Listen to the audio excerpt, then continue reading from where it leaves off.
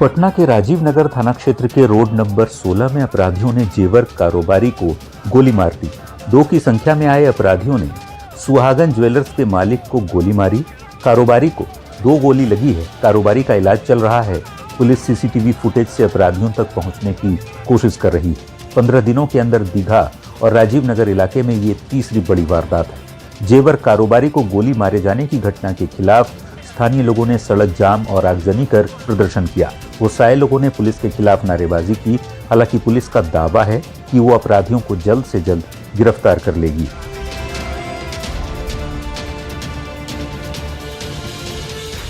दो गोली की बात सुनने में आ रही है। अपराधी कितने की तंगे में?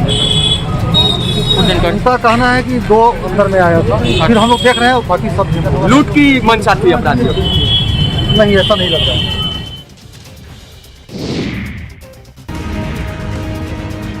नालंदा जिले के सोहसराय थाना क्षेत्र के छोटी पहाड़ी में जहरीली शराब पीने से 13 लोगों की मौत के बाद जिला प्रशासन घरों में नोटिस चिपका रहा है। पहले अतिक्रमण कर बनाए गए घरों पर नोटिस चिपकाया जा रहा है। साथ ही यहां घर बनाकर रह रहे लोगों ने कैसे जमीन अर्जित की, पहाड़ पर कैसे घर बनाया, कितना परिवार रह रहे हैं, बिजली और पानी का कनेक्शन कैसे मिला, इसकी जानकारी ली जा रही है। इसके लिए 4 अलग अलग टीमें काम कर रही हैं। घटना के बाद इलाके में सभी सरकारी कार्यों पर रोक लगा दी गई है। नोटिस चिपकाने के साथ साथ पुलिस की टीम एक एक घर की तलाशी ले रही है और पता लगाने की कोशिश कर रही है कि किन किन घरों में शराब बनती थी। 100 घरों को नोटिस दे दिया गया है।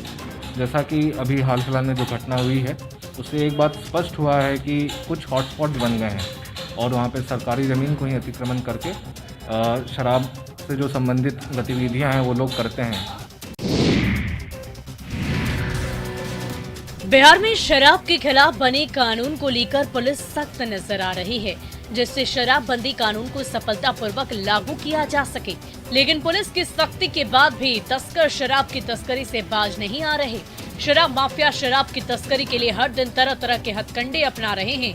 शराब तस्करों के मनोबल को तोड़ने के लिए उत्पाद विभाग और पुलिस मुस्तैद हैं, जिसके कारण शराब तस्कर अपने काम में सफल नहीं हो पा रहे। मधेपुरा में उत्पाद विभाग ने गुप्त सूचना के आधार पर कार्रवाई करते हुए सदर थाना क्षेत्र के साहूगढ़ दीवानी टोला वार्ड संख्या 12 में विदेशी शराब से लदे पिकअप का जब्त किया है। इस कार्रवाई के दौरान उत्पाद विभाग की टीम ने मौके से एक युवक को भी गिरफ्तार किया। गिरफ्तार युवक से पूछताछ के आधार पर तस्करी में शामिल अन्य लोगों के खिलाफ मामला दर्ज कर लिया गया है और आरोपियों की गिरफ्तारी के लिए छापेमारी लगातार जारी है। अन्य आरोपियों को जल्द ही गिरफ्तार कर लिया जाएगा।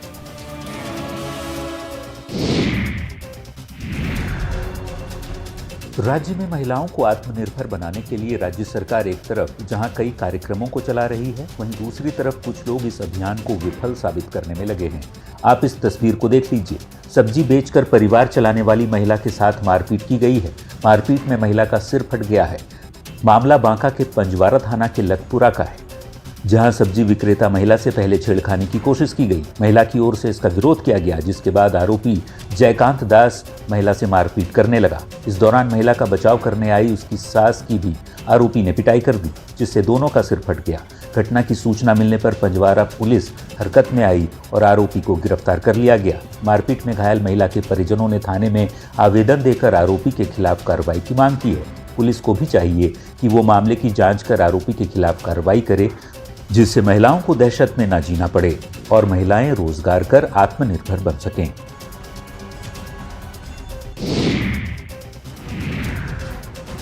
नवगछिया पुलिस ने अपराधियों के खिलाफ अभियान चलाकर आपराधिक वारदातों में शामिल 8 लोगों को गिरफ्तार किया है। पुलिस को इन अपराधियों की कई संगीन मामलों में तलाश थी। गिरफ्तार लोगों से पूछताछ की जा रही है, जिससे हाल के दिनों में घटित हुए वारदातों का खुलासा हो सके। पुलिस का कहना है कि नदी थाना क्षेत्र में 15 जनवरी को नीरज हत्याकांड में शामिल 2 लोगों को गिरफ्तार किया गया। वहीं परबत्ता थाना क्षेत्र में विभिन्न वारदातों को अंजाम दे चुके अपराधियों को गिरफ्तार किया गया। गिरफ्तार आरोपी दर्जनों लूटकांड की घटनाओं में शामिल बताए जा रहे हैं। पुलिस के अभियान में गिरफ्तार अन्य आरोपियों पर चोरी और शराब की तस्करी जैसे संगीन मामले दर्ज हैं। अभियान के संबंध में बताते हुए नवगछिया एसपी ने कहा कि गिरफ्तार आरोपियों से पूछताछ के बाद कई मामलों को सुलझा लिया गया है। गिरफ्तार बदमाशों से पूछताछ के बाद अन्य लोगों की गिरफ्तारी के लिए छापेमारी की जा रही है, जिससे अपराधियों में दहशत का माहौल है।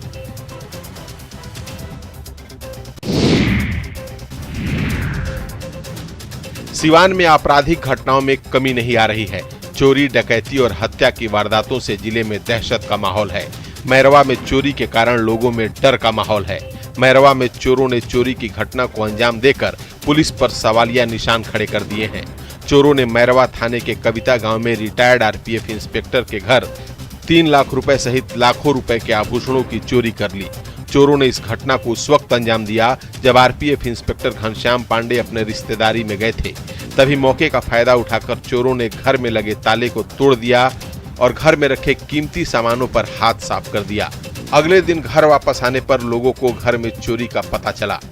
पीड़ित ने घटना की सूचना स्थानीय थाने को दी। मौके पर पहुंची पुलिस मामले की जांच कर चोरों के खिलाफ कार्रवाई में जुट गई है। सामान लगभग चोरी हुआ है, गहना लगभग चोरी हुआ है 10 लाख का। कैश लगभग 3 लाख रुपया। नेपाल के सुनसरी जिले में खेसारी लाल यादव का कार्यक्रम रद्द होने पर लोगों ने हंगामा कर दिया। शो कैंसिल होने से नाराज लोगों की भीड़ ने जमकर बवाल काटा। आक्रोशित लोगों ने 4 गाड़ियों सहित दर्जनों बाइक को आग के हवाले कर दिया और कार्यक्रम स्थल पर रखी कुर्सियों को तोड़ डाला। असल में बरजू गांव पालिका के चिमड़ी में चल रहे बरजू महोत्सव के अंतिम दिन भोजपुरी स्टार खेसारी लाल यादव का प्रोग्राम होना था, जिसको देखने के लिए लोगों की भारी भीड़ जुटी हुई थी। तभी अचानक लोगों को प्रोग्राम कैंसिल होने की खबर मिली, जिसके बाद लोग आक्रोशित हो गए और आगजनी और तोड़ फोड़ करनी शुरू कर दी। हालात बिगड़ता देख स्थानीय पुलिस बल के जवानों ने हंगामा शांत कराया और हालात को काबू किया। हंगामा कर रहे लोगों का कहना था कि आयोजकों ने प्रोग्राम के रद्द होने की सूचना पहले से नहीं दी थी। जिला प्रशासन हालात पर नजर रखे हुए है और मामले की जांच की जा रही है।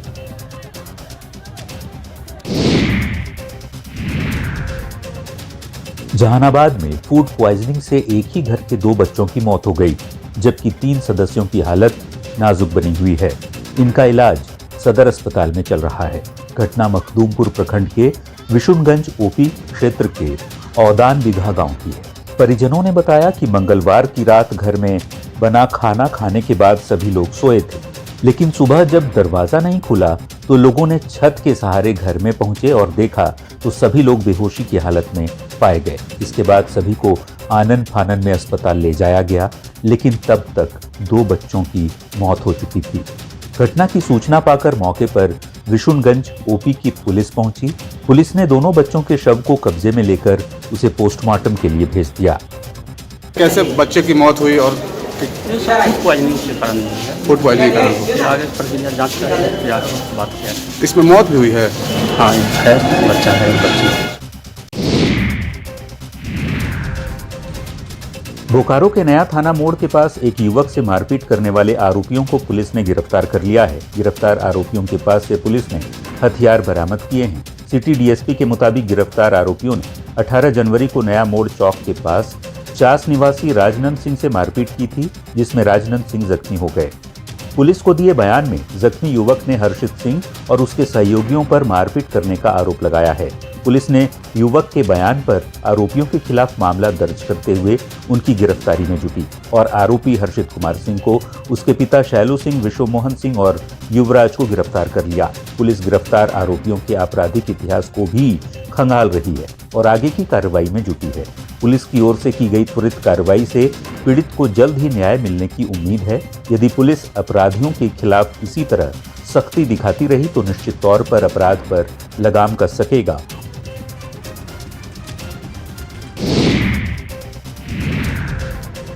अपराधियों पर नकेल कसने और राज्य में कानून का राज स्थापित करने के लिए हरदम तैयार रहने वाले पुलिसकर्मियों को आज भी मुश्किल हालातों में जीवन बिताना पड़ रहा है। मधेपुरा में कानून की रखवाली करने वाले पुलिसकर्मियों की हालत तो कुछ ज्यादा ही बदतर दिखाई दे रही है।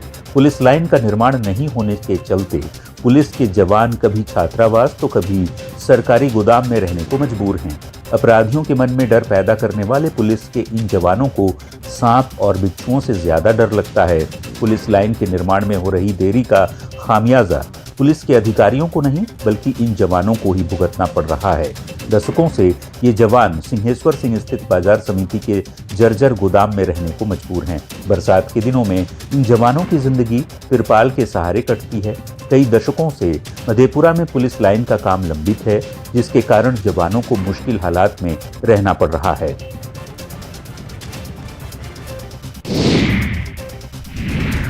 गुमला जेल में अपराधियों की ओर से की गई शराब पार्टी का वीडियो न्यूज 18 पर वायरल होने के बाद जिला प्रशासन ने आरोपी अधिकारियों पर कार्रवाई करनी शुरू कर दी है।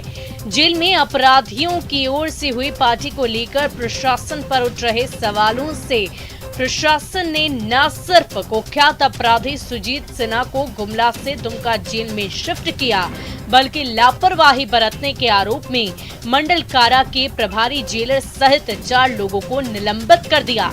उनके ऊपर यह कार्रवाई जांच रिपोर्ट आने के बाद की गई है। जिन लोगों पर यह कार्रवाई की गई उनमें प्रभारी जेल अधीक्षक सुनील कुमार, सहायक कारापाल कौलेश्वर पासवान, कक्षपाल मोहरा सांगा, उपेंद्र राय और मुन्ना शाह को निलंबित कर दिया गया है। गौरतलब है कि कुछ दिन पहले आजीवन कारावास की सजा काट रहे अपराधी सुजीत सिन्हा ने जेल में शराब पार्टी की थी, जिसका वीडियो सोशल मीडिया पर वायरल हुआ था। झारखंड में सड़क दुर्घटना में मौत का सिलसिला रुकने का नाम ही नहीं ले रहा है। जमशेदपुर के समीप पंचवटी में सड़क दुर्घटना में सॉफ्टवेयर इंजीनियर की मौके पर ही मौत हो गई। उसकी पत्नी गंभीर रूप से घायल है। मृतक का नाम अनीश कुमार है, जो जमशेदपुर के मानगो सुभाष कॉलोनी का निवासी बताया जा रहा है। मृतक अपने पत्नी के साथ अपने ससुराल से वापस आ रहे थे। हवाई अड्डा से घर जाने के लिए टैक्सी बुक किया था, तभी रास्ते में पंचवटी के समीप सब्जी से लदा हुआ ट्रक असंतुलित होकर कार पर पलट गया, जिसके कारण अनीश की मौके पर ही मौत हो गई। घटना की सूचना मिलते ही मौके पर पुलिस ने क्रेन की सहायता से ट्रक को कार से अलग किया। हादसे में मृत की पत्नी और कार चालक जख्मी हो गए, जिनका इलाज शहर के अस्पताल में चल रहा है। परिजनों के मुताबिक मृतक बैंगलोर में सॉफ्टवेयर इंजीनियर था, जिसकी हाल में ही शादी हुई थी। घटना की सूचना मिलने के बाद से मृतक के परिजनों में शोक की लहर है।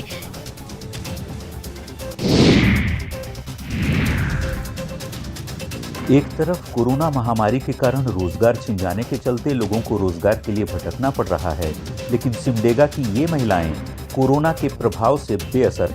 खुद के व्यवसाय से महिलाएं न सिर्फ अपने परिवार का भरण पोषण कर रही हैं, बल्कि खुद को आत्मनिर्भर भी बना रही। सिमडेगा के ठेठई टांगर की रहने वाली इन महिलाओं का जीवन बदलने लगा है। अमृत स्वयं सहायता समूह का गठन कर मिनरल वाटर प्लांट को चलाने वाली 12 महिलाएं हर महीने 30,000 रुपये तक की कमाई कर रही हैं। इनकी कमाई शादी के सीजन में और अधिक होती है। इन्हें न तो बाजार की चिंता है, न ही उत्पाद के खराब होने का। इन महिलाओं के हौसले को जानने के बाद जिला उपायुक्त खुद ही महिलाओं के बिजनेस मॉडल को देखने पहुंचे और समूह बनाकर व्यवसाय कर रही महिलाओं की तारीफ की। डीसी ने जोराम पंचायत में बीज से तेल निकालकर उसका कारोबार करने वाली महिला सुनीता देवी से भी मुलाकात की और महिला को सरकारी मदद का भरोसा दिलाया।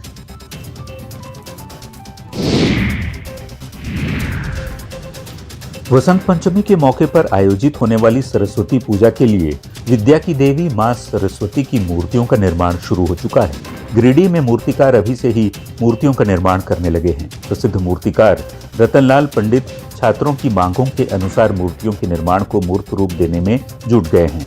गिरिडीह के सरिया प्रखंड निवासी रतनलाल पंडित करीब 55 सालों से विद्या की देवी मां सरस्वती की प्रतिमा का निर्माण कर रहे हैं। कोरोना संक्रमण का असर मूर्तियों पर भी पड़ रहा है।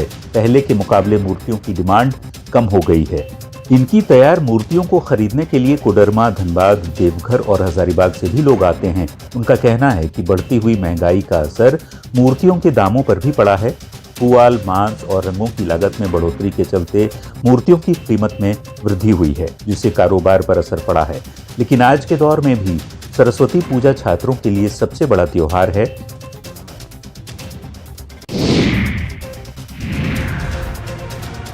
बिहार में पछुआ हवाओं के कारण ठंड में कमी नहीं हो रही है। सर्द हवाओं के कारण राज्य में शीतलहर का प्रकोप जारी है, जिसके चलते जनजीवन प्रभावित हो रहा है। तापमान में हो रही गिरावट के कारण लोग घरों से बाहर नहीं निकल रहे और ठंड से बचने के लिए अलाव का सहारा ले रहे हैं। मुंगेर में ठंड और शीतलहर से लोगों को परेशानियों का सामना करना पड़ रहा है।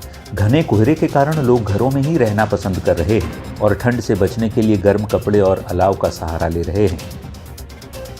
मुंगेर के डीएम ने सड़क पर जीवन गुजार रहे लोगों के बीच कंबल का वितरण किया, जिससे वो शीतलहर से खुद को बचा सके। डीएम के साथ जिला रेड क्रॉस के लोग भी मौजूद थे। इस दौरान लोगों को कोरोना से बचाव के लिए मास्क का भी वितरण किया गया ताकि संक्रमण को फैलने से रोका जा सके।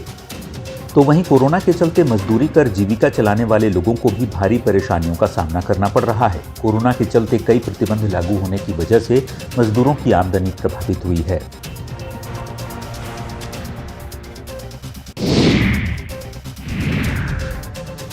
जैसे जैसे गणतंत्र दिवस नजदीक आ रहा है, इससे जुड़ी तैयारियों को अंतिम रूप दिया जा रहा है।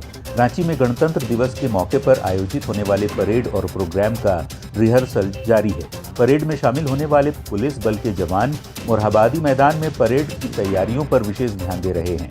राज्य सरकार की तरफ से कार्यक्रम के लिए तैयारियों को अंतिम रूप दिया जा रहा है। कोरोना संक्रमण के कारण परेड में शामिल होने वाले जवान कोविड प्रोटोकॉल का पालन करते अभ्यास में हिस्सा भी ले रहे हैं। गणतंत्र दिवस के मौके पर प्रदर्शित होने वाली झांकियों में शामिल कलाकार भी अपनी तैयारियों को दुरुस्त करने में लगे हुए हैं। कोविड संक्रमण के मामलों में बढ़ोतरी के कारण इस बार दर्शकों को परेड देखने की अनुमति नहीं, केवल विशिष्ट अतिथियों को ही मैदान में अनुमति मिलेगी। परेड में इस बार भी CRPF, ITBP, SSB, CISF, Jharkhand Jaguar, Jharkhand police की महिला बटालियन के साथ ही एनसीसी और स्काउट के बच्चे भी शामिल होंगे। औरंगाबाद बाल सुधार गृह में बच्चे की पिटाई का वीडियो सोशल मीडिया पर वायरल हो रहा है। वायरल वीडियो में बच्चा अपने शरीर पर चोट के निशान दिखा रहा है और आरोपियों पर कार्रवाई की गुहार लगा रहा है। वीडियो में दिख रहा नाबालिग खुद को सीवान जिले के असाव थाना का रहने वाला बताया जा रहा है। नाबालिग पहले सीवान बाल सुधार गृह में बंद था, जहां से उसे औरंगाबाद बाल सुधार गृह भेज दिया गया, जहां पर सुधार गृह के अधिकारियों ने बच्चे की बेरहमी से पिटाई कर दी। पिटाई से क्षुब्ध नाबालिग ने सोशल मीडिया पर वीडियो जारी कर सुपरिटेंडेंट पीओ और बीएमपी के 3 जवानों पर पिटाई का आरोप लगा रहा है। आरोपियों पर कार्रवाई की अपील भी कर रहा है। नाबालिग खुद को वापस सीवान बाल सुधार गृह में भेजने की अपील कर रहा है। हालांकि न्यूज़ 18 इस वायरल वीडियो की पुष्टि नहीं करता। प्रशासन को चाहिए कि वो वायरल हो रहे वीडियो की जांच कर आरोपियों के खिलाफ कड़ी कार्रवाई करे।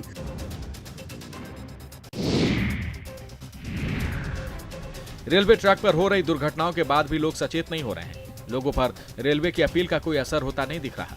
आप खुद इस तस्वीर को ही देख लीजिए। इन लोगों को ना तो अपनी जान की परवाह है और ना ही किसी तरह की कार्रवाई का। बेखौफ होकर रेलवे पटरी को पार कर रहे लोगों की यह तस्वीर पटना गया रेलखंड के तरगना स्टेशन के पास की बताई जा रही है। रेलवे ट्रैक के पास बैठे उन लोगों को ना ही कोरोना का डर है और ना ही ट्रेनों का। ट्रेन से उतरने वाले लोग समय की बचत के लिए तय रास्ते का प्रयोग न करके रेलवे लाइन को पार करने लगते हैं, जिसके कारण कई बार लोगों को तेज रफ्तार गाड़ियों का शिकार बनना पड़ता है। रेलवे ट्रैक पर बढ़ रही दुर्घटनाओं को रोकने के लिए रेलवे की ओर से ट्रैक के आसपास घेराबंदी भी की गई है और कई बार लोगों पर जुर्माना भी लगाया जाता है। फिर भी लोग पटरी को पार करने से बाज नहीं आते, जिसके कारण लोगों के जान माल की हानि तो होती ही है, साथ साथ रेलवे को भी नुकसान होता है। लोगों को चाहिए कि वो रेलवे पटरी को पार न कर निर्धारित रास्तों का प्रयोग करें, जिससे हादसों पर रोक लगे और लोगों को नुकसान नहीं उठाना पड़े। बिहार में अपराध और अपराधियों के खिलाफ पुलिस ने नकेल कसनी शुरू कर दी है, जिससे राज्य में अपराध के बढ़े ग्राफ को कम किया जा सके। मसौढ़ी पुलिस ने 3 शातिर अपराधियों को गिरफ्तार किया है। गिरफ्तार अपराधियों के खिलाफ विभिन्न थानों में कई मामले दर्ज बताए जा रहे हैं। पकड़े गए अपराधियों के पास से स्कॉर्पियो, बाइक, हथियार, 4 मोबाइल फोन, लाखों रुपए के नगद और जिंदा कारतूस बरामद किए गए हैं। पुलिस के अनुसार इन अपराधियों को उस वक्त गिरफ्तार किया गया जब ये वारदात को अंजाम देने की योजना बना रहे थे। पुलिस के मुताबिक पकड़े गए अपराधियों की पुलिस को कई मामलों में तलाश थी। इनकी गिरफ्तारी से कई कांडों की गुत्थी को सुलझाने में मदद मिलेगी। ग्राम रसलपुर 3 मोहानी के पास से हमने अरेस्ट किया।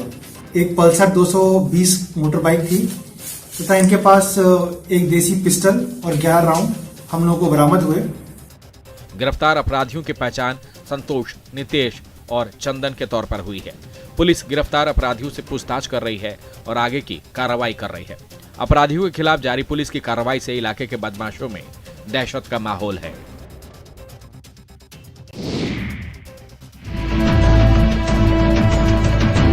एक तरफ सर्द रात जिसमें लोग चैन की नींद सो रहे होते हैं, उसी वक्त एसएसपी बाबूराम मोर्चा संभालने देर रात भागलपुर की सड़क पर दिखे, एकदम सादे लिबास में। ये जानने के लिए कि रात में शहर की पुलिस किस तरह काम करती है, ये जानने के लिए कि लोगों के साथ पुलिस का रवैया रात में कैसा होता है। एसएसपी बाबूराम सबसे पहले 12:30 बजे रात को शाकचक थाना पहुंचे। सादे लिबास में देर रात थाने पहुंचे एसएसपी को महिला जवान पहचान नहीं सकी, लेकिन इस शाकचक थाना की पुलिसिया व्यवस्था और जवानों की कार्यशैली से एसएसपी बेहद खुश नजर आए। एसएसपी बाबूराम इस शाकचक थाने के निरीक्षण के बाद सीधे रात के 12:45 पर जोगसर थाना पहुंचे, जहां ड्यूटी में तैनात एसआई हितनारायण सिंह से उन्होंने एक आम लोगों की तरह गाड़ी चोरी होने की शिकायत की। फिर तो आम लोगों के साथ एसआई हितनारायण सिंह का रवैया कैसा होता है वो जग जाहिर हो गया। सादी लिबास में एसएसपी को नहीं पहचान सके एसआई को फटकार लग गई।